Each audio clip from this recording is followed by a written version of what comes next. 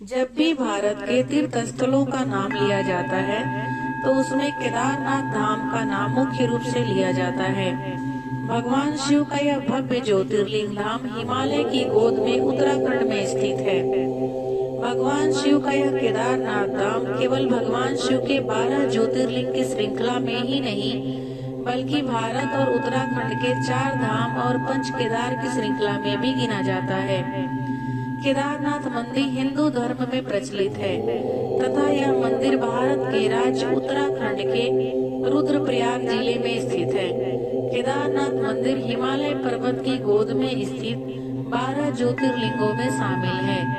केदारनाथ मंदिर का निर्माण द्वापर युग में हुआ था। इस मंदिर में स्थित स्वयंभू शिवलिंग बहुत ही प्रचलित एवं प्राचीन है। कहा जाता है कि केदारनाथ ज्योतिर्लिंग की स्थापना का ऐतिहासिक आधार तब निर्मित हुआ जब एक दिन हिमालय के केदार श्रृंग पर भगवान विष्णु के अवतार एवं महातपस्वी नर और नारायण तप कर रहे थे। उनकी तपस्या से भगवान शंकर प्रसन्न हुए और उन्हें दर्शन दिए तथा उनकी प्रार्थना के फलस्वरूप उन्हें आशीर्वाद दिया कि वह ज्योतिर्लिंग के रूप में सदैव यहाँ वास करेंगे। केदारनाथ मंदिर के बाहरी भाग में स्थित नंदी बैल के वाहन के रूप में विराजमान एवं स्थापित होने का आधार तब बना जब द्वापर युग में महाभारत के युद्ध के दौरान पांडवों की विजय पर तथा भ्राता हत्या के पाप से मुक्ति के लिए भगवान शंकर के दर्शन करना चाहते थे।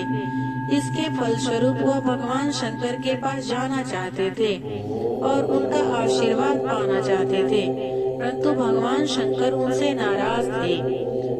पांडव भगवान शंकर के दर्शन के लिए काशी पहुँचे, परंतु भगवान शंकर ने उन्हें वहां दर्शन नहीं दिए। इसके पश्चात पांडवों ने हिमालय जाने का फैसला किया और हिमालय तक पहुँच गए, परंतु भगवान शंकर पांडवों को दर्शन नहीं देना चाहते थे। इसलिए भगवान शंकर वहां से भी अंतर्ध्यान हो गए और केदार में वास किया। पांडव भी भगवान शंकर का आशीर्वाद पाने के लिए एकजुटता से और लगन से भगवान शंकर को ढूंढते ढूंढते केदार पहुंच गए।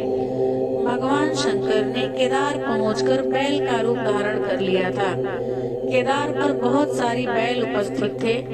पांडवों को कुछ संदेह हुआ, इसलिए भीम ने अपना विशाल रूप धारण किया और 2 पहाड़ों पर अपने पैर रख दिए।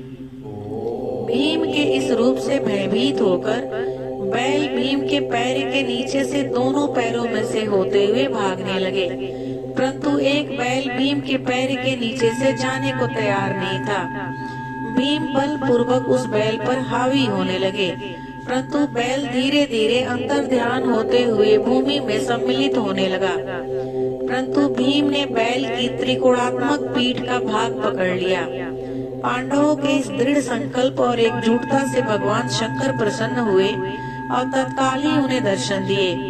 भगवान शंकर ने आशीर्वाद में उन्हें पापों से मुक्ति का वरदान दिया। तब से ही नंदी बैल के रूप में भगवान शंकर की पूजा होती है।